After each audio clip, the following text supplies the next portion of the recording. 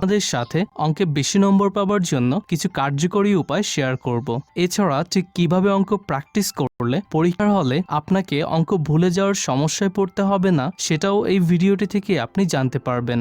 আসলে গণিত এমন একটি সাবজেক্ট যেটিকে বেশিরভাগ স্টুডেন্টদের কাছেই কঠিন মনে হয়, তাই এরকম খুবই কম স্টুডেন্ট আছে যাদের সত্যিই ম্যাথ পছন্দ, আর এসব স্টুডেন্টরাই অঙ্ক পরীক্ষায় সর্বদা 95%-এর চাইতেও বেশি নম্বর পায়। বন্ধুরা, আজ আমি আপনাদেরকে যে সকল টেকনিক বলবো এগুলো ব্যবহার করেই কিন্তু সকল টপার স্টুডেন্টরা গণিত পরীক্ষায় সর্বোচ্চ নম্বর অর্জন করে। সো এই সকল সিক্রেট ট্রিক্সগুলোকে জানার জন্য আজকের এই ভিডিওটিকে অবশ্যই প্রথম থেকে একটানা একেবারে শেষ পর্যন্ত দেখতে থাকুন। তো চলুন শুরু করা যাক।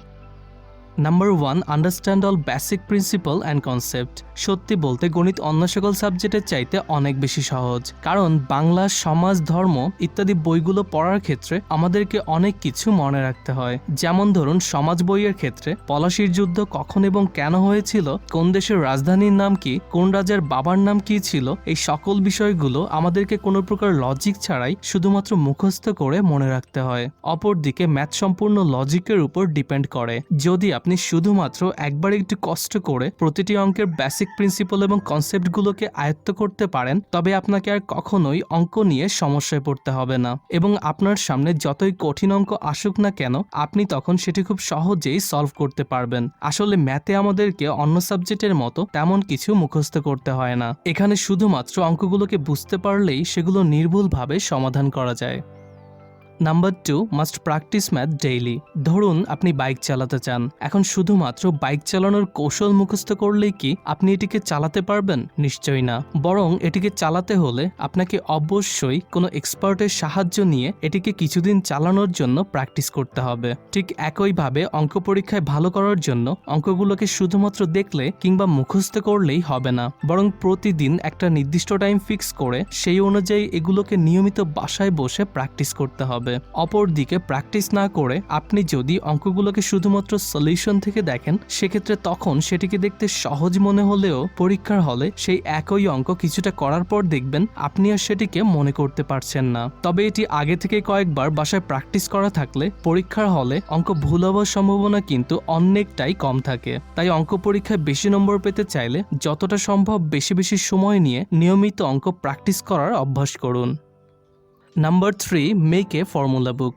আপনার অঙ্ক বইতে মোট যতগুলো অধ্যায় আছে এর প্রতিটি অধ্যায়ের অঙ্কগুলোকে সমাধান করার জন্য কিছু নির্দিষ্ট সূত্র প্রয়োগ করতে হয়। এক্ষেত্রে যেসব স্টুডেন্টরা বইয়ের সকল সূত্রগুলোকে খুব ভালোভাবে আয়ত্ত করে রাখে সেসব স্টুডেন্টরা খুব সহজেই ম্যাক্সিমাম অঙ্ক খুব দ্রুত সলভ করতে পারে। তাই অঙ্ক পরীক্ষায় সর্বোচ্চ মার্কস পেতে চাইলে বইয়ের প্রতিটি অধ্যায় ভিত্তিক সবগুলো সূত্র মনে রাখা অত্যন্ত জরুরি। এজন্য আপনি অবশ্যই একটি ফর্মুলা নোটবুকে বইয়ের সকল অধ্যায় সূত্রগুলোকে নোট করে রাখবেন।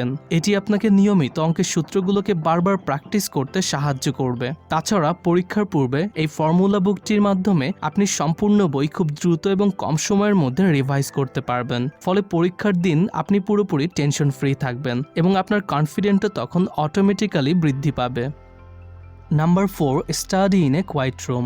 অন্য সব সাবজেক্টের তুলনায় অঙ্ক করার ক্ষেত্রে আমাদেরকে একটু বেশি মনোযোগী হতে হয়, না হলে আমাদের পক্ষে একটু কঠিন অঙ্কগুলোকে সলভ করা খুবই কষ্টকর হয়ে দাঁড়ায়। তাই সম্পূর্ণ মনোযোগ সহকারে ম্যাথ প্র্যাকটিস করার জন্য আমাদের উচিত এমন একটি স্টাডি রুম চুজ করা যেখানে বাইরের শব্দ কম যায়। তাছাড়া অঙ্ক করার সময় আপনার মোবাইল ফোনটিকেও একদমই আপনার হাতের কাছে রাখবেন না, কারণ দেখা গেল আপনি খুবই মনোযোগ সহকারে কোনো একটি কঠিন অঙ্কের সমাধান করছেন, ঠিক তখনই যদি আপনার ফোনে কল কিংবা নোটিফিকেশন আসে তবে কিন্তু তখন স্বাভাবিকভাবেই আপনার মনোযোগে ব্যাঘাত ঘটবে। তাই অন্তত অঙ্ক করার সময় এই মোবাইলটাকে পড়ার টেবিল থেকে যত বেশি দূরে রাখা যায় ততই ভালো। এছাড়া সম্পূর্ণ ফোকাস ধরে রাখার জন্য আপনি যে রুমে বসে অঙ্ক করবেন সেখানে অতিরিক্ত প্রয়োজন না হলে বাসার অন্য সদস্যদেরও আসতে নিষেধ করবেন।